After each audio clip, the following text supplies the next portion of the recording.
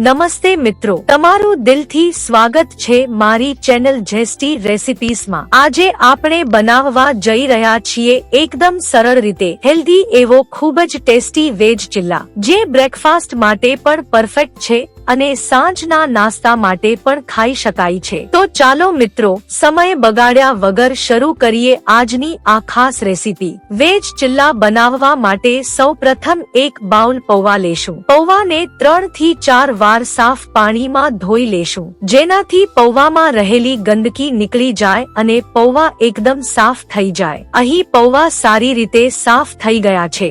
હવે તેમાં એક બાઉલ ખમણેલું ગાજર, એક બાઉલ ઝીણી સમારેલી ડુંગળી, 7 થી 8 કળી ઝીણું સમારેલું લસણ, એક ચમચી ઝીણા સમારેલા લીલા મરચાં। મરચાની માત્રા તમે તમારા સ્વાદ મુજબ લઈ શકો છો, કારણ કે ઘણા લોકોને તીખું ખાવાનું ગમે છે અને બાળકો તીખું ખાઈ શકતા નથી, એટલે તે પ્રમાણે મરચાં ઉમેરીશું।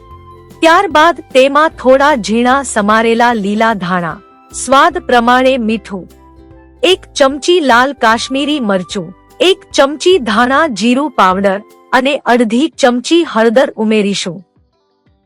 ત્યારબાદ એક બાઉલ ચણાનો લોટ અને અડધો બાઉલ મેંદાનો લોટ ઉમેરીને બધી સામગ્રીને સારી રીતે મિક્સ કરી લેશું। તો અહીં મારે થોડું પાણીની જરૂર પડશે, એટલે 4 થી 5 ચમચી જેટલું પાણી ઉમેરીશું, જેથી બધું સરખી રીતે બાઇન્ડિંગ થઈ જાય। તો બેટરને વધારે પડતું ઢીલું પણ નથી કરવાનું અને બહુ ટાઈટ પણ નહીં, બેટરની કોન્સિસ્ટન્સી મીડિયમ રાખવાની છે।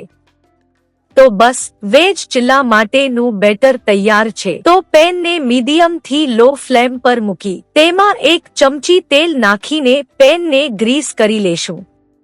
ત્યારબાદ થોડું બેટર લઈ હાથથી આ રીતે પેનમાં ફેલાવી દેશું અને ચિલ્લાને નીચેથી બેક થવા દેશું। જ્યારે ચિલ્લો પેનને છોડવા લાગે ત્યારે તેને બીજી સાઈડ ફેરવી લેશું અને બંને બાજુથી ગોલ્ડન બ્રાઉન થાય ત્યાં સુધી બેક કરીશું।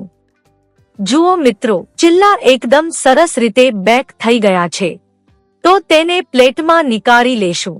એવી જ રીતે ફરીથી પેનમાં 1 ચમચી તેલ મૂકી બાકીના બધા ચિલ્લાને તૈયાર કરી લેશું। તો તૈયાર છે ગરમા ગરમ ટેસ્ટી અને હેલ્ધી એવા વેજ ચિલ્લા, જેને તમે દહીં, લીલી ચટણી અથવા ટમેટા સોસ સાથે સર્વ કરી શકો છો। તો મિત્રો, આ રેસીપીને એકવાર જરૂરથી ટ્રાય કરજો, ખૂબ જ ટેસ્ટી બને છે। આવી જ નવી, સરળ અને હેલ્ધી રેસીપી લઈને ફરી મળીશું જેસ્ટી રેસિપીઝમાં।